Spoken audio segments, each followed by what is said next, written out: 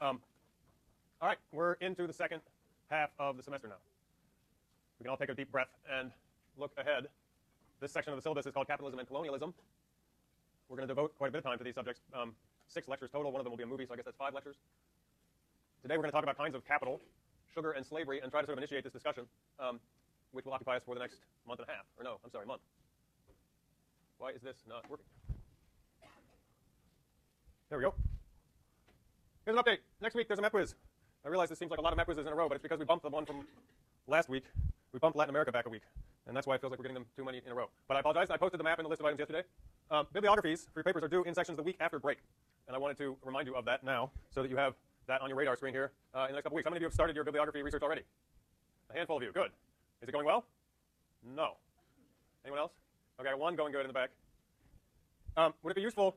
How many have you had a chance in sections to sort of actually watch somebody do one of these preliminary searches? Would that be useful to do? Maybe we should do that in class. We could do that today. Yeah, maybe we'll do that today just to break things up a little bit. The readings. I'm going to run you through the readings for the entirety of this section of the syllabus. Okay? They're in the slides. For today, as I mentioned, as I wrote on the board last time, the reading is the first 11 pages of Henry Bernstein's article in the Reader.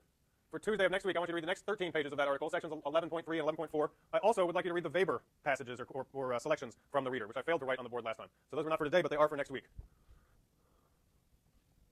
For Tuesday, the 30th of March. So next week we'll do Bernstein and Weber. Then we'll watch a movie on Thursday of next week, the last class before break. We'll watch Black Gold, Wake Up and Smell the Coffee. After break, first reading back will be selections from the Reader by Karl Marx. For Thursday, April 1st, I'd like you to read George Orwell's short essay, Shooting an Elephant. And then for Tuesday, April 6th, I'd like you to read Chapter 2 of Delaney. By that date, I also would like you to have read pages 42 to 69 in the Atlas. Are there any questions about that? No? Okay. Here are our big questions for this section of the course. Why did European states set off around the world beginning in the 15th century? How did they reshape the peoples and lands they encountered? What legacies of those encounters left politically, economically, culturally, and ecologically? Now, of course, we've already started to look at some of the answers to these questions, right? The discussion of the Great Dying and the Neo-Europes, in a sense, has already introduced us to these questions. We have not, however, started to really look systematically at what happened beyond those events, or what it really means that the Neo-Europes became the Neo-Europes, whereas other parts of the Americas, Asia, Africa, aren't part of what Crosby calls the Neo-Europes. Other things happened there, right? And we need to start differentiating between different cases or instances of this European expansion and influence on peoples and places elsewhere. And we need to start thinking about what the logic of those subsequent developments is, how to think about them. And that's what we're going to start to do today. Now, I would encourage you to read the Bernstein article very carefully. It might feel like just a chapter from a textbook, and in fact it is a chapter from a textbook. And it might read in a fairly kind of textbook kind of way that's not all that exciting. However, it contains the key concepts for most of the rest of the semester. If you get a good solid grasp on colonialism, capitalism, and development, it will make everything else we do this semester a lot easier for you to understand. These are the really basic processes or phenomena that we're going to use to try to make sense of what's happened in the world in the last 500 years. And they will be relevant even for the last 50 years when we come back and return to Davis and think about urbanization in the present day. Bernstein's exposition is admirably clear. So if you read it the first time and think, oh, well, this is fairly straightforward, I would encourage you to go ahead and read it a second time, because even though it seems very clear, and it is clear, the things he's talking about are conceptually very dense and difficult to get everything out of on a single read. And it's a more efficient way to make sense of these things than a lot of other ways you might try to improve your intuitive grasp of this, okay? So in the pages that I asked you to read for today, he offers up some definitions. We're going to start with his definitions of colonization and colonialism, and by the end of the lecture, we'll arrive at his definition of capitalism. So colonization, he says, is settlement of new territory by a group of people. And that's it. That's all you need for it to be a case of colonization. People pick up from one place, go to another place, and set up a colony. They decide to live there. They stay there. Colonialism is political control of peoples and territories by foreign states. Now, obviously, you can have both, but you don't necessarily have both, and that's why we need to distinguish between the two of them. These are overlapping but non-identical phenomena or concepts. So what's an example of colonialism in view of Crosby? Using Crosby, how would you illustrate this distinction? Yeah. Okay, when the Native Americans came across the land bridge from up at the Bering Strait and settled across the Americas, they colonized it. That's definitely true. But the Europeans established colonial control, colonialism, over the Americas. That's also correct. What about the distinction between Neo-Europes and other places? What are the Neo-Europes an example of? Or what are the not Neo-Europes, the other parts of Asia, Africa, and so forth that didn't become Neo-Europes? Did they experience colonization? I guess we haven't gotten there. Crosby didn't go into this. I mean, Crosby's big distinction is that the Neo-Europes, the Europeans actually become the dominant group demographically, right? They actually displace the native peoples and sort of take over as the residents, and the previous residents become a very small, insignificant, perhaps non-existent part of the population. In other parts of the so-called, well, the rest of the world besides Europe, this didn't happen. You could have colonialism, the exertion of political control over territory and peoples, without having significant European demographic presence, right? So this is the initial distinction. And actually, when Moses Crosby, he's not even gotten to the part about colonialism yet, has he? He talks about the arrival of the Europeans in the Americas, and he talks about the Great Dying and the consequences of their arrival sort of immediately. But he doesn't pause to say very much about the political systems that then get put together and established, extended across the Americas. So the question of colonialism scarcely comes up. But we're going to have to look at that now. So these two processes overlapped in the Americas and in Australia, whereas colonialism happened without significant colonization elsewhere in Africa and Asia. Here are some dates to give you sort of signposts for the expansion of the Portuguese, who, as we've seen already, were the earliest peoples to set off on this great adventure. By 1420, they were in Madeira, the Azores 1427, Cape Verde Islands 1456. By 1482, they were in the Bight of Benin, right, which is around around the big hump of West Africa and near what's now Nigeria. They made it to the Cape of Good Hope at the southern tip of Africa by 1487. They were into the Indian Ocean by 1497, and they were in Brazil by 1500. So in the space of 80 years, they had spread from that little piece of land on the far west coast of southwest corner of Europe all the way around into the Indian Ocean and across to Brazil, and they were colonizing, and they were in the process of attempting to set up colonialism in these places. After about 1530, they had a global mercantile system of commerce and trade that connected them to Asia, where the principal target of their activities was spices, to the Americas and the sugar plantations that they established there, and to Africa, where the slave trade linked to between these different places, right? And it was all mediated by what's called bullion. Bullion referring to silver and gold, used in the form of silver and gold as money. So a sort of global network, global trading system was in place by 1530. The Spanish followed shortly after this. We're all familiar with Columbus and his discovery of the New World in 1492. Balboa made it across Panama to the Pacific Ocean by 1513. Cortez conquered Mexico by 1519. Pizarro in Peru by 1530. They conquered the Philippines in 1564. And then in 1580, what happened? Spain and Portugal united. How did they pull this off? Anybody know? Classic feudal European way of uniting two kingdoms. Yeah. They had the monarchs get married to each other. So they became unified in that fashion. And for a period of about 60 years, the Spanish and the Portuguese were unified as a sort of joint venture. Anybody heard of the Treaty of Tordesillas? I see one head nodding. Who brokered the Treaty of Tordesillas?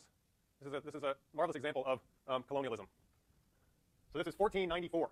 This is before there's much of anything in the way of Portuguese or Spanish settlers, colonies, in South America. Right? This is before they've conquered the Incas, before they've conquered Mexico. And what do they do? The Spanish and the Portuguese have a dispute about the New World. It's only just been discovered 2 years earlier, but they both claim the entirety of it for themselves, and they need a way to decide who's going to take which parts. And so where do they go? Yeah, they go to the Pope. Naturally, the Pope is the proper person to decide what to do with the New World, wouldn't you say? And what does the Pope say? The Pope says, why don't we draw a north-south line, and we'll give Portugal everything to the east of it, and we'll give Spain everything to the west of it. Makes perfect sense. That's how you would handle it if you were the Pope, wouldn't it? I mean, so hence we get, hey, I replaced the battery. This is supposed to work. Hey. And what's the legacy, there we go, of this line having been drawn there by the Pope in 1494? What difference does it make today? Yeah. That's it. To this day, the language spoken here is Portuguese. The language spoken elsewhere is Spanish. Spain. The Pope and his Treaty of Tordesillas, no matter how far-fetched it may seem that the Pope and these two monarchs could sit down in Europe in 1494 and exert political control over the territories and peoples of a land that they barely even had discovered yet, they did it, so to speak. And that has had lasting effects on the world down to the very present. Okay. Now we're going to talk about kinds of capital. And this is straight from Bernstein. You can find these definitions in there. He distinguishes between 3 different kinds of capital: mercantile capital, finance capital, and productive capital. Mercantile capital is money invested in trade and commerce. You go somewhere, you buy something, you take it someplace else, and you sell it. And you profit from the difference between what you pay for it and what you sell it for. Mercantile here is related to merchant, right? And this was the dominant early form of capital if you went and looked at what was actually happening in this trade. The trade with Asia for spices, the trade in Africa for slaves, that kind of thing, was mercantile capital. And basically, it's making money from redistributing things rather than from making them, right? Finance capital was important in this period of time as well, but is distinct insofar as it's basically interested only in making money by lending people money and then charging interest, or in lending people money as investments in, say, a trading adventure. So bankers in parts of Northern Europe could put money up to a merchant to outfit the ship and buy the initial batch of stuff that they were then going to take someplace else and sell, and the banker would get some kind of interest or dividend on that investment. So that's finance capital. And finance capital seems somewhat invisible sometimes. When you look at, you imagine these boats carrying slaves and spices and so forth around the world, it's easy to see that and say, oh, there's what it is. It's these goods or these people, these boats.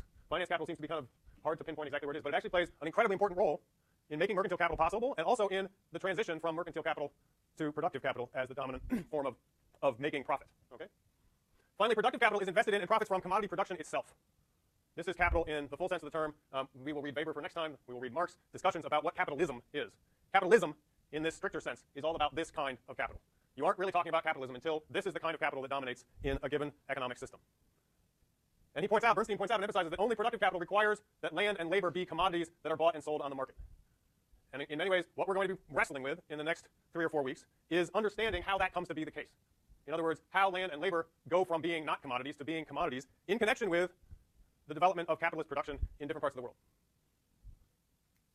Are there any questions about that? No?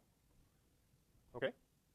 So what are some of the empirical stages that we're going to work our way through and try to understand? Bernstein glosses these all in big, broad strokes, and he admits that these are big, broad strokes. He's not got the time to provide all the details that you might want for a fuller discussion. Nonetheless, broad strokes. In the 16th century, mercantile capital operating through Portuguese and Spanish crowns extracts gold, silver, and luxury goods such as spices from New World colonies and through selected African and Asian ports. This wealth flows as finance capital to northwestern Europe and contributes to greater development of manufacturing there, manufacturing being productive capital rather than mercantile capital. So here are some of the bases, the sort of trading posts that the Portuguese, the Dutch, and the English established in Asia between 1500 and 1700. You can see they had these scattered throughout southern and eastern Asia. And these were places, this was straight mercantile capitalism in the sense that all they had were these trading ports, these posts, right? They would have a sort of beachhead there, and their boats could land, and their traders could exchange goods with local suppliers. They did not attempt, at this point, to exert direct political control over the interior of these lands, but they were able, through trading networks, to extract certain kinds of goods, like spices, and buy them, put them on their boats, and ship them back to Europe, where they could sell them at significant profits. That mercantile part was successful and was carried out initially by mainly the Spanish and the Portuguese. However, it's important to understand that they were actually working with borrowed money. They were borrowing the money to underwrite these adventures from bankers in northern Europe, not Spain and Portugal. And in effect, the bankers were the ones who ended up making the most money from this whole enterprise. And the wealth effectively flowed from Spain and Portugal north into places like the Netherlands and helped underwrite the development of, well, the rise of the Dutch and the English as rival superpowers, but also the development of manufacturing in northern Europe. Some of the things that they traded besides spices, here we're talking especially about from the New World. What's this? Anybody know what that is? It's the first one here on this. It's cochineal. What is it? This is, imagine, anybody recognize what kind of plant that is? It's a cactus. It's a prickly pear cactus. Anybody know what the range of prickly pear cactus is in the Americas? Pretty much can be found almost anywhere in the Americas. It's extremely widespread, huge genus. What's this stuff here on it, cochineal? It looks like some kind of fungus. And if you look carefully on prickly pear plants in certain places, you'll find it. It's actually an insect. And if you squish it between your fingers, you get this. It's a dye. It's an incredibly rich, dark red, lustrous dye. And you have to picture yourself in various parts of the Americas. This dye is incredibly valuable in Europe because one of the major industries that's developing early on in this period is textiles. And good sources for dyeing textiles are hard to come by. Indigo is another one. Cochineal grows on prickly pear cactus. They actually set up a system, basically, with the indigenous peoples of parts of Mesoamerica, where they had to pay a kind of tithe or a tax, essentially. Every month, they were responsible for handing over a certain amount of this stuff. And if they, basically, on penalty of whatever, punishment, imprisonment. This was a way of getting this stuff from the local people, gathering it up in large enough supplies, and taking it to Europe, where it could be used in industrial production. Cacao, indigo, tobacco, salt, hides. Bernstein describes this interesting relationship between people living in one place who are not wage laborers. They're not technically even free people who could sell their labor if they wanted to, and they're impressed into these trading networks in a way that supplies the needs of productive capital in Europe, but which does not involve turning them into wage laborers. And you start to see the complicated ways in which different modes of production, which is another central term for Bernstein, get articulated between these different places. These terms of trade were deeply unequal. And they were unequal in a number of different ways, politically and economically. You can imagine if you're one of these mercantile capitalists, you start with money in Europe, and you buy things there with that money. You then sail across the sea, and you barter those goods for things that are made in the Americas, such as gold or sugar, or for slaves in Africa, which you can then take to the Americas and barter the slaves away for goods, which you then bring back to Europe and sell. You sell the American goods for money in Europe, having bartered them for European goods in the Americas. The value of the bartered goods becomes dependent on prices in Europe and hence subject to inflation. Does that make sense? So you have prices in the Americas that are set by barter rather than by money, but the amount